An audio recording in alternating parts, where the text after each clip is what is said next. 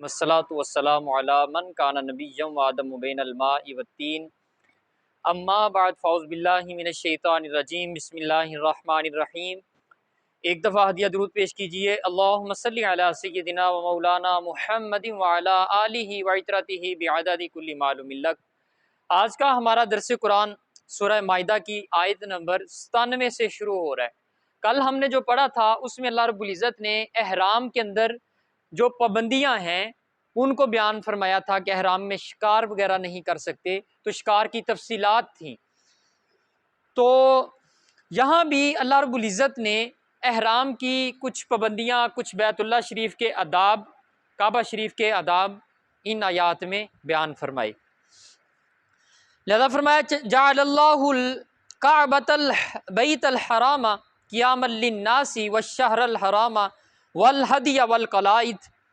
اللہ نے کعبہ کو جو حرمت والا گھر بنایا ہے، جو اللہ کا حرمت والا گھر ہے کعبۃ اللہ، قیاما للناس لوگوں کے لیے قیام کا سبب اسے بنا دیا، والشہر الحرام اور حرمت والے مہینوں کو، والہدی والقلائد اور کعبہ کی قربانی کو اور جانوروں کے گلوں میں پڑے ہوئے پٹوں کو۔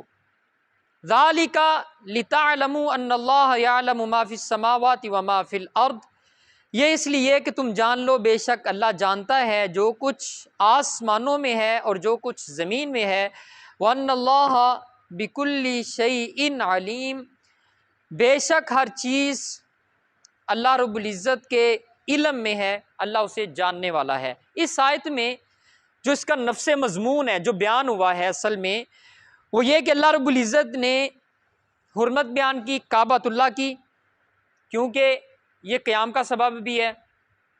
پھر حرمت والے مہینوں کی عظمت بیان کی، 4 مہینے حرمت والے تھے دور جاہلیت کے اندر بھی، جن کے اندر لڑائی جھگڑے پہ پابندی ہوتی تھی، نہیں کر سکتے۔ بیت اللہ شریف کا آداب، وہاں پہ کسی بھی قسم کا کوئی غل غبارہ جو ہے وہ جائز نہیں تھا۔ وہ حرمت والے مہینے ذوالقعدہ، ذی الحج، محرم اور رجب، یہ 4 مہینے تھے، ان کو حرمت والے مہینے کہا جاتا تھا۔ تو ان مہینوں کو اور قربانی کے جانور جن کے گلوں میں پٹے ہوں، یعنی جب حاجی جانور لے کر آتے تھے تو ان کے گلے میں ایک پٹا ڈالا ہوتا تھا، وہ یا تو کھجور کی چھال کا، چھلتر جو ہوتی ہے درخت کی کسی بھی چھلتر، اس کا بنایا جاتا تھا، وہ گلے میں ڈالنے کے لیے بطور نشانی، تاکہ باقیوں کو پتہ چلے کہ یہ قربانی کا جانور ہے، کوئی شکار نہ کر لے اس کا۔ وہاں اگر کھلا بھی چھوڑ دیا جائے عرفات میں یا مینا میں، تو کوئی یہ نہ سمجھ لے کہ شاید یہ کسی کا کوئی پالتو ایک نشانی تھی، تو کہا کہ اس کو نہیں چھیڑنا۔ اب دور دراز سے بھی جو لوگ لے کر آتے جانوروں کو، وہ اس کے گلے میں باندھ دیتے۔ اب اس کا فائدہ یہ ہوتا کہ اگر کوئی چور بھی پڑ جاتا تو وہ بھی دیکھتا جب جانور کے گلے میں قربانی والا وہ پٹا ہے تو وہ چھوڑ دیتا، یہ اللہ کے نام پہ وقف ہو چکی ہے، تو وہ بھی اتنا وہ حیا کر لیتا تھا کہ اس جانور کو وہ نہیں لے کر جاتا تھا۔ اور بالفرض اگر وہ جانور فرار ہو جائے، بھاگ جاتا تھا ان سے، تو وہ جہاں بھی عرب کے جس بھی کونے میں پہنچتا، سب کو پتہ چل جاتا یہ تو قربانی والا جانور ہے، وہ پکڑتے اور حرم میں پہنچا دیتے۔ تو اس جانور کی بھی اللہ رب العزت نے اتنی عزت بنائی کہ اس کو بھی نقصان نہیں پہنچانا۔ اس کے بعد فرمایا کہ اللہ رب العزت جانتا ہے، اور وہی اللہ رب العزت جانتا ہے جو کچھ زمینوں میں ہے، آسمانوں میں ہے، اور وہ ہر چیز کو بہت جاننے والا ہے۔ اعلموا ان اللہ شدید العقاب وان اللہ غفور الرحیم، جان لو کہ اللہ کا عذاب بہت سخت ہے، اور یہ کہ اللہ بہت بخشنے والا اور بے حد رحم فرمانے والا ہے۔ اب ان آیات میں ایک تو بیت اللہ کعبۃ اللہ کی عظمت بیان کی کہ یہ قیام کا سبب ہے۔ اب قیام کا سبب بھی تھا کہ لوگ جو دور سے آتے تھے وہ وہاں پہ رکتے تھے، کئی کئی دن کعبۃ اللہ میں ان کا قیام ہوتا تھا، اس کے گرد و نواح میں وہ رہتے تھے۔ تو ایک تو یہ تجارت کا بھی یہاں پہ سبب تھا کہ وہ لوگ آتے، سامان لے کے آتے، ان کے جو بھی آبائی علاقوں میں جو چیز پائی جا رہی ہوتی ہے وہ لے آتے، وہ یہاں بیچتے، اور جس چیز کی ضرورت ہوتی وہ یہاں سے خرید کے لے جاتے۔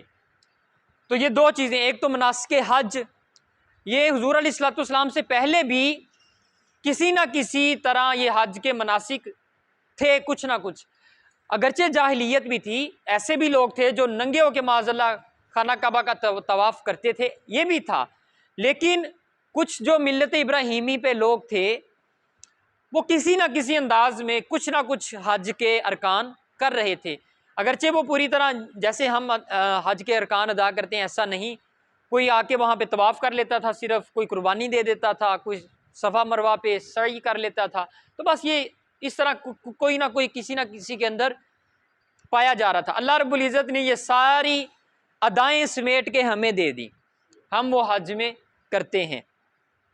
قُل لَا يَسْتَوِي الْخَبِيثُ وَالطَّيِّبُ وَلَوْ أَعْجَبَكَ كَثْرَةُ الْخَبِيثِ، آپ کہیے کہ پاک اور ناپاک برابر نہیں ہو سکتا، وَلَوْ أَعْجَبَكَ كَثْرَةُ الْخَبِيثِ، خواہ تم کو ناپاک کی کثرت اچھی ہی لگے۔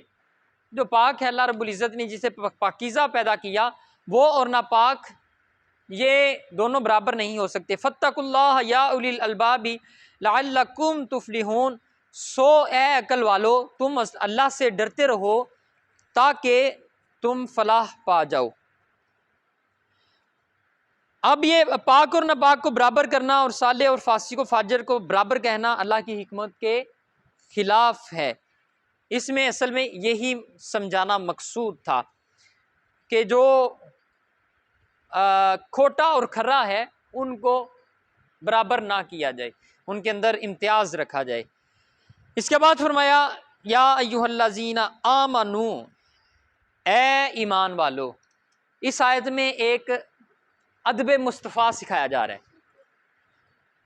لا تسألوا عن اشیاءکم ان تبد لکم تسؤکم، ایسی باتیں نہ پوچھا کرو جو اگر تم پر ظاہر کر دیں، جو تم پہ ظاہر کر دی جائیں تو تم کو ناگوار گزریں گی، تم کو اچھی نہیں لگیں گی۔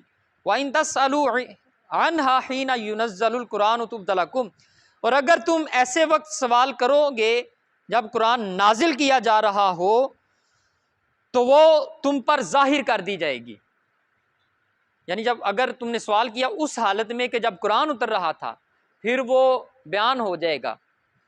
عَفَا اللَّهُ عَنْهَا، اللہ نے ان سے درگزر کیا ہوا، اس عمل سے درگزر کیا۔ واللہ غفور حلیم، اور اللہ بہت بخشنے والا اور نہایت حلم والا ہے، بردبار ہے۔ اس آیت کا جو شان نزول ہے وہ یہ کہ چند منافقین وہ حضور علیہ الصلوۃ والسلام کی مجلس میں آگے آپ واعظ و نصیحت فرماتے تھے تو وہ بے جا سوال کرتے تھے، دین سیکھنے کے لیے نہیں، دین سیکھنے کے لیے یوں تو سوال تو صحابہ کرام بھی کرتے تھے، صحابہ کرام بھی سوالات پوچھتے تھے، لیکن ان کے جو سوال کا انداز تھا یہ ذرا مختلف تھا۔ یہ پوچھتے بطور امتحان، بطور مذاق، بطور طنز، بطور آزمائش حضور علیہ الصلوۃ والسلام کو پوچھتے۔ کوئی آ کے پوچھتا کہ میرا باپ کون ہے بتائیں، یعنی یہ تو بطور امتحان ہو گیا، اس کی ضرورت کیا تھی، ضروریات دین میں سے تو نہیں تھا، یہ کوئی نماز روزہ حج زکوٰۃ یا دینی معاملات کا یہ مسئلہ نہیں تھا، تو اس نے آ کے اس طرح کے سوالات کرنا شروع کیے۔ حضرت انس بن مالک رضی اللہ تعالیٰ عنہ بیان کرتے ہیں ایک دن رسول اللہ صلی اللہ علیہ وسلم نے ایسا خطاب کیا کہ میں نے ایسا خطاب پہلے نہیں سنا تھا۔ آپ نے فرمایا کہ اگر تم ان چیزوں کو جان لو جن کو میں جانتا ہوں تو تم ہنسنا بھول جاؤ اور روتے رہو۔ رسول اللہ صلی اللہ علیہ وسلم کے صحابہ نے اپنے چہرے ڈھانپ لیے اور بلند آواز سے رونے لگے۔ ایک شخص نے پوچھا یا رسول اللہ صلی اللہ علیہ وسلم میرا باپ کون ہے؟ آپ نے فرمایا تمہارا باپ فلاں ہے۔ اب پوچھا اس نے بطور امتحان تھا۔ تب یہ آیت جو ہے وہ نازل ہوئی۔ اب وہ انہی منافقین میں سے ایک شخص کی لڑائی ہوئی کسی کے ساتھ۔ یہ جو باپ والی بات ہے اصل میں وہ یہ کہ لڑائی جب ہو رہی تھی تو لڑائی کے دوران ایک اس جو مخالف تھا اس نے اس کو تانا دیا کہ جو تم باپ ہمیں بتاتے ہو وہ تمہارا باپ ہے ہی نہیں، تمہارا باپ فلاں ہے۔ اس نے یہ تانا دیا۔ اب وہ حضور علیہ الصلوۃ والسلام کی بارگاہ میں آ گیا اور کہا کہ یا رسول اللہ صلی اللہ علیہ وسلم بتائیے میرا باپ کون ہے۔ تو اس طرح کے جب سوالات آنا شروع ہوئے تو یہ فرمایا گیا کہ اگر تم ایسے سوال کرو گے، ایسے سوال کرو گے کہ جن کو اللہ رب العزت نے پوشیدہ رکھا ہوا ہے، پھر وہ تمہارے اوپر ناگواری گزرے گی۔ اب یہ اصل میں یہ اب ایمان والوں کو سکھایا جا رہا ہے، ان کی طرح نہیں کرنا جیسے یہ لوگ کر رہے ہیں، ان کی طرح نہیں کرنا۔ اب ایک شخص نے طنز کے ساتھ پوچھا حضور علیہ الصلوۃ والسلام سے کہ میرا باپ کون ہے؟ آپ نے اس کے باپ کا نام بتایا۔ اب وہ نہیں تھا نام جس کا وہ بتاتا تھا، وہ کوئی اور تھا۔ اب وہ مارے شرمندگی کے اپنا سر چھپاتا پھرے۔ تو اس لیے مقصود تو ان کا تھا حضور علیہ الصلوۃ والسلام کا امتحان لینا کہ یہ جو شخص ہمیں آسمان سے پرے کی خبریں دیتا ہے یہ ہمارے متعلق کیسا جانتا ہے، جنت اور دوزخ کی قیامت تک کی خبریں ہمیں دے رہے ہیں حضور علیہ الصلوۃ والسلام، تو یہ غیب کو بھی جانتے ہیں یا نہیں؟ وہ بطور امتحان پھر اس طرح کے معاملات پوچھنا شروع ہو گئے، ٹو کرنے لگ گئے حضور علیہ الصلوۃ والسلام کی۔ تو اللہ رب العزت نے پھر منع کر دیا صحابہ کرام کو۔ ہمارا یہ عقیدہ ہے کہ ہم ایک دن میں کتنے سانس لیتے ہیں یہ بھی ہمارے نبی محترم کو پتہ ہے، ہم سانس کتنے لیتے ہیں، باقی باتیں تو بعد کی ہیں، یہ تو کسی کی گنتی میں نہیں آتا ہوگا کہ کون کتنے سانس لے رہا، لیکن ہمارا یہ دل سے عقیدہ ہے، ہم اسے مانتے ہیں۔ ہمارا دل دن میں کتنی دفعہ دھڑکتا ہے یہ بھی حضور کو پتہ ہے، وہ دل کتنی دفعہ اس نے ایک دن کے اندر دھڑکن پیدا کی یہ بھی جانتے ہیں۔ ہم اس کے اوپر الحمدللہ بحمدہ ہی تعالی مضبوط ہیں، کیونکہ ہمیں نصیحت ملی ہوئی ہے نا قرآن کی طرف سے۔ جو لوگ اس طرح کے امتحان لے رہے تھے ان کو اللہ رب العزت نے واضح کر دیا، بلکہ ان کے کردار جو ہیں وہ واضح طور پہ پیش ہو گئے جو کہ بھیانک کردار تھے۔ تو اس لیے یہ بات ہمیں اپنے ذہن نشین، یہ حدیث پاک حضور علیہ الصلوۃ والسلام نے فرمایا کہ میری امت کے اعمال میرے بعد پیش کیے جائیں گے میرے پاس۔ ایک ہفتے میں ایک دن حضور علیہ الصلوۃ والسلام کے امتی کے اعمال پیش کیے جاتے ہیں۔ تو اب ہمیں اپنا احتساب کرنے کی ضرورت ہے کہ ہمارے اعمال کس طرح کے ہیں۔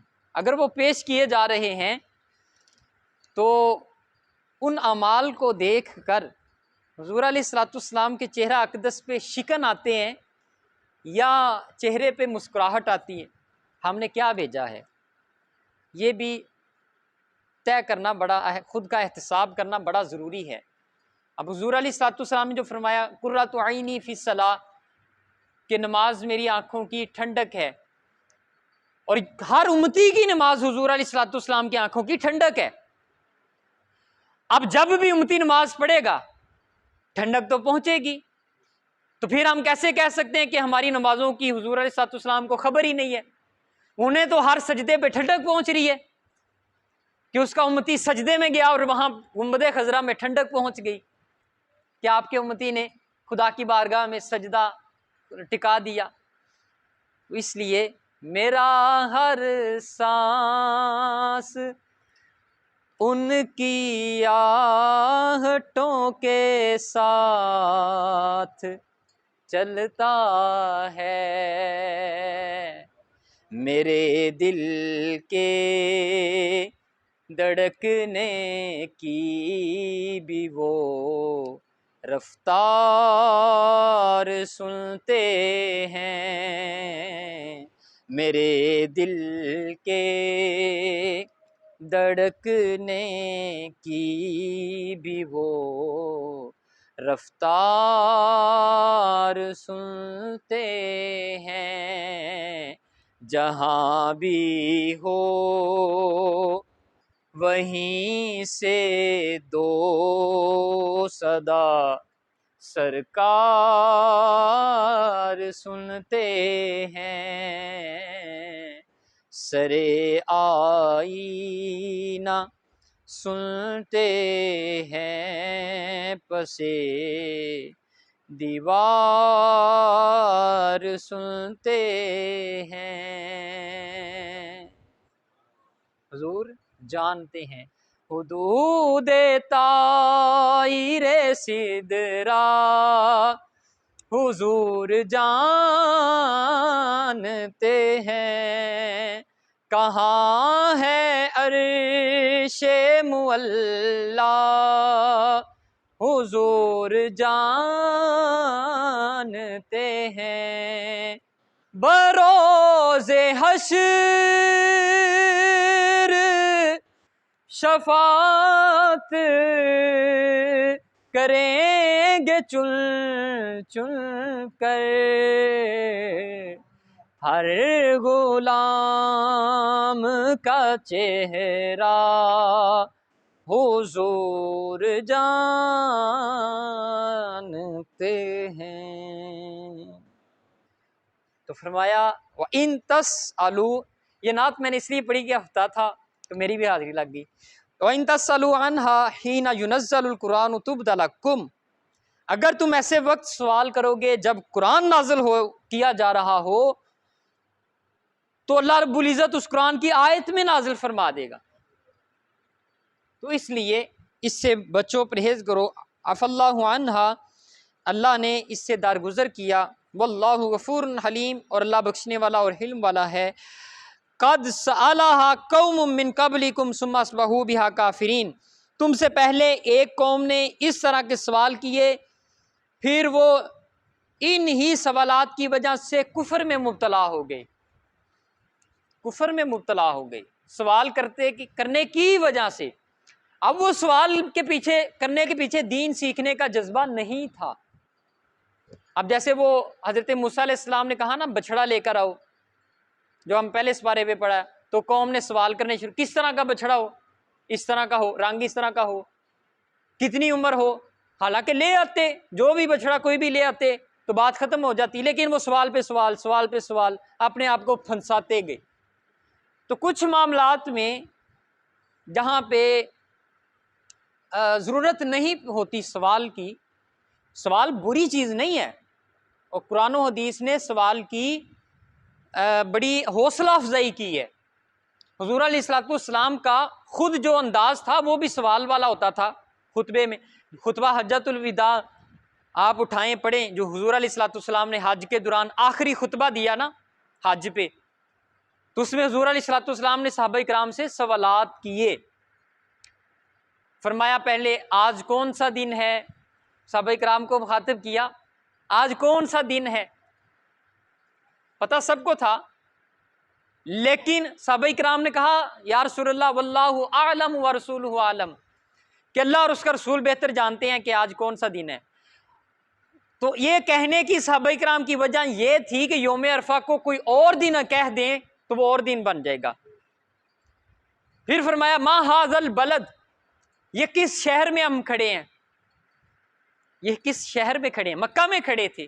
حضور علیہ السلام نے پوچھا ہم کس شہر میں کھڑے ہیں، تو صحابہ کرام نے یہ نہیں کہا کہ ھذا بلد المکہ، کہ یہ مکہ شہر ہے، انہوں نے کہا واللہ اعلم ورسولہ اعلم، کہ اللہ اور اس کا رسول بہتر جانتے ہیں ہم کس شہر میں کھڑے ہیں۔ پتہ سب کو تھا کہ مکہ میں کھڑے ہیں، لیکن وجہ یہ تھی کہ اگر حضور آج مکہ کو مدینہ اور مدینہ کو مکہ کہہ دیں تو یہ نام شروع ہو جائیں۔ تو یہ سوال کرنے کا اصل میں جو مقصد تھا، یہ مقصد جو ہوتا ہے یہ ایک بہترین مکالمے کو جنم دیتا ہے، یعنی مکالمہ سمجھتے ہیں آپ، دو لوگوں کی گفتگو، اس میں توجہ آتی ہے۔ جب میں سوال کروں گا آپ کے اوپر، ابھی میں تقریر کے دوران اچانک سوال کر دوں تو سب کی توجہ مزید آ جائے گی، مزید توجہ میری طرف آ جائے گی۔ تو یہ ایک انداز ہوتا ہے، یہ فن خطابت کا ایک فن ہے۔ وہ یک طرفہ ٹریفک جو جاری ہوتی ہے، بس ایک بول رہا، اس میں پھر اکثر طور پہ سستی آ جاتی ہے۔ تو یہ جو سوال کا انداز ہوتا ہے سوال آ رہے ہیں جا رہے ہیں. اب صحابہ کرام کو جو سمجھ نہیں آتی تھی تو وہ کیا کہتے تھے؟ انظرنا انظرنا. یہ موجود ہے نا قرآن مجید میں، قرآن مجید نے تعلیم دی. اب جب سمجھ نہ آئے تو پھر کہنا ہے انظرنا.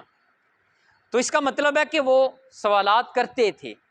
تو سوال سے نہیں روکا، صرف وہ اس طرح کے جو بطور مذاق استہزاء کیے جائیں سوالات، ان کی مذمت کی ہے.